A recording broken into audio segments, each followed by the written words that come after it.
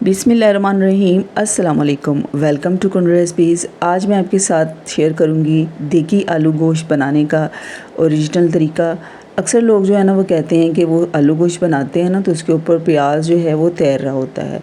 तो इसमें सारी आपको मैं टिप्स बताऊंगी कि किस तरीके से आपने ब्लेंड किए बगैर प्याज जो है ना साबुत प्याज में ये आलू गोश्त पकाना है। और गोश्त जो है ना इतना ज़बरदस्त बनेगा कि खाने वाला कोई भी यकीन नहीं कर पाएगा कि ये आपने घर पर बनाया है। इतना टेस्टी और इतना ये डिलीशियस बनता है। तो रेसिपी स्टार्ट करते हैं। बिस्मिल्लाहिर्रहमानिर्रहीम। सबसे पहले जो है ना यहाँ पर मैंने लिए हैं प्याज। 2 अदद बड़े साइज़ के प्याज हैं। इनकी इस तरह से आपने बारीक बारीक कटिंग करनी है। उसके बाद 1.5 कप लेना है घी का, उसे एक बर्तन में डालना है और साथ ही इसके अंदर हम डाल देंगे प्याज।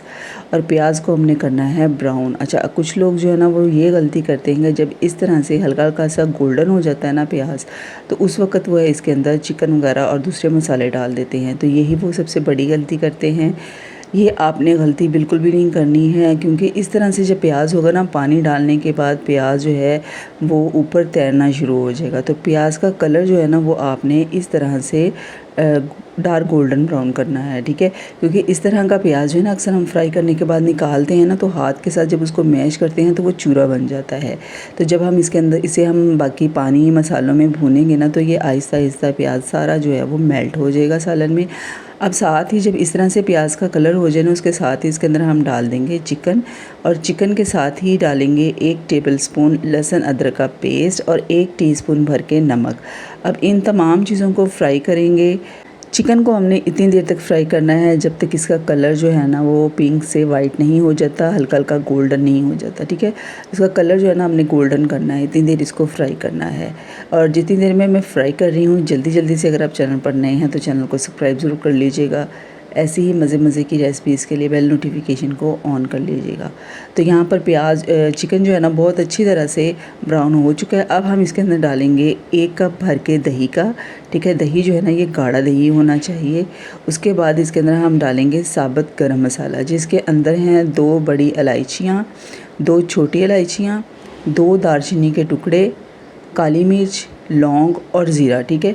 बस ये तकरीबन 1.5 टेबलस्पून के बराबर ये साबुत गरम मसाला है। ये आपने दही के साथ ही डालना है और इसको मिक्स कर देना है। इसी पॉइंट पर डालेंगे ना तो इसमें सालन में से मसालों की खुशबू जो है ना वो बहुत ज़बरदस्त आएगी। तो अच्छी तरह से मिक्स करने के बाद जो है इसके ऊपर ढक्कन लगा देंगे और इसका जो दही का पानी है ना वो खुश्क होने देंगे। इतनी देर में चिकन जो है वो भी अच्छे से टेंडर हो जाएगा। तो यहाँ पर दही का पानी जो है वो बहुत अच्छी तरह से खुश्क हो चुका है। अब हम डालेंगे इसके अंदर 3 अदद बड़े साइज़ के टमाटरों का पेस्ट और इसके साथ ही इसके अंदर हम डालेंगे हरी मिर्चें। साबुत हरी मिर्चें आपने डालनी है, काट के नहीं डालनी है। उसके बाद इन तमाम चीज़ों को मिक्स कर देंगे। अब दोबारा से टमाटर जो है ना इनका पानी खुश्क होने तक इसको जो है ना अच्छी तरह से चिकन में फ्राई कर लेंगे। इसके ऊपर ढक्कन लगा देंगे तकरीबन 4 से 5 मिनट के लिए। और उसके बाद जो है ना पानी जो है इसमें जब बिल्कुल थोड़ा सा पानी रह जाए ना टमाटरों का, तो यहाँ पर आप देख सकते हैं ऊपर घी आ चुका है। तो इसको पहले अच्छे से मिक्स कर लेंगे और देखिए कितना खूबसूरत सा, अभी हमने मसाले नहीं डाले हैं, प्याज जो हैं वो अच्छी तरह से इसके अंदर मिक्स हो गए हैं और उन प्याज़ों का कलर जो है ना वो सालन में बहुत खूबसूरत सा आ गया है। तो अब इसके अंदर 1 टेबलस्पून लाल मिर्च पाउडर, 1 टेबलस्पून पिसा हुआ धनिया पाउडर और 1 टीस्पून हल्दी पाउडर डालेंगे। और ये जो टमाटरों का थोड़ा सा पानी बचा है ना इसी पानी में जो है ना ये तमाम मसालों को हमने अच्छी तरह से फ्राई कर लेना है। हरी मिर्चें जो है ना वो थोड़ी सी कम थी, मैंने इसके अंदर और डाल दी थी। इनसे जो है ना बहुत मज़ेदार सी खुशबू आती है सालन में से। तो ये जितनी ज़्यादा डालेंगे ये उतनी ही मज़े की लगेंगी। अब अच्छी तरह से इनको मिक्स कर लेंगे।